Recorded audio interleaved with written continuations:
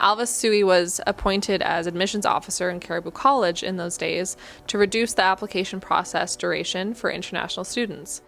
After this development, how did you start seeing the results? We first signed Elvis on to represent us in those early years.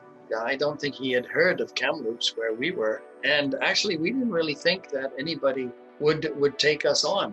We were concerned that we couldn't find somebody willing to take us on.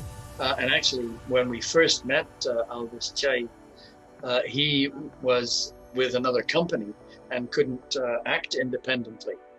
When he left that company, I headed straight back to Hong Kong and signed him on because he had said he would be willing to work with us. So he was signed on just as a recruiting agent in the first few years. We talked together a lot. We just shared ideas and so on. And I was able to explain to Elvis what university transfer was, which was an advantageous program that meant that if you did 2 years at a community college like Caribou, you could then transfer to a university for your last 2 years and get a degree.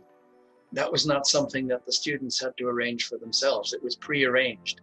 And if you passed the course, you got credit for it, no arguments.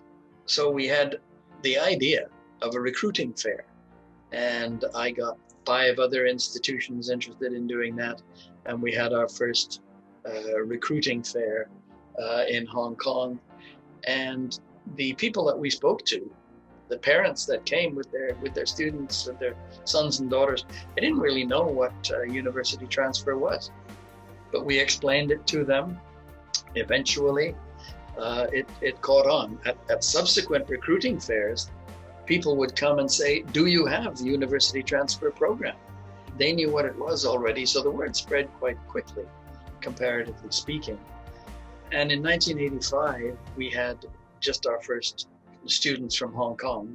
So things went on like that. Elvis became very successful in recruiting students for us. In the early years of our program, Hong Kong students were the mainstay of our program. And that was all due to Elvis's efforts and the efforts of his staff at the time.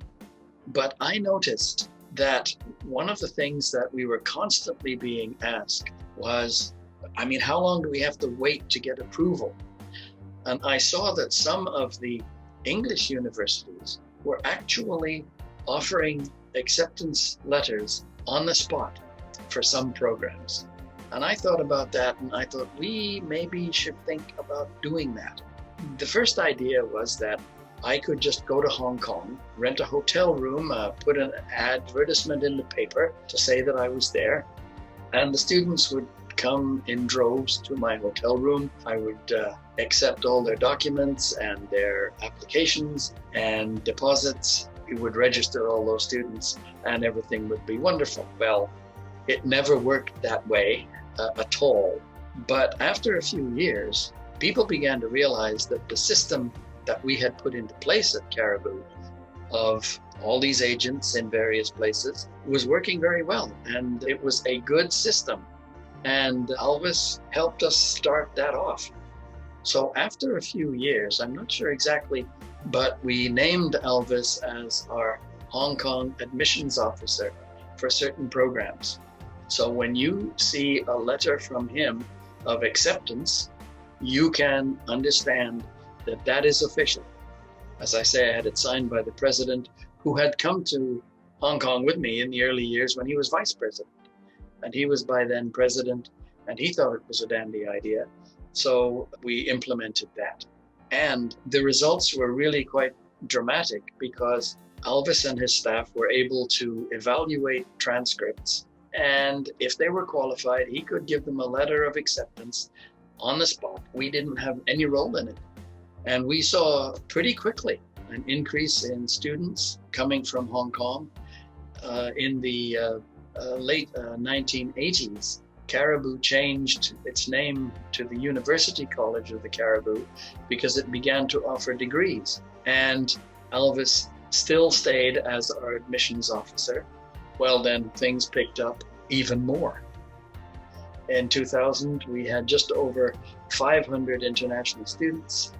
In 2019, they accepted 3,600 international students. It's a mainstay of the university. So the whole thing went on from those very early years to what it is now. But I do happen to know that one of the things that encouraged the provincial government to make the University College of the Cariboo into a university was that they were very impressed with the international program and to the huge network of agents which existed by then, of which Elvis Choi was the first. Thanks so much for joining us at CISM as we got to speak to Charles Mossop. Tune in next week to hear the rest of our conversation with him.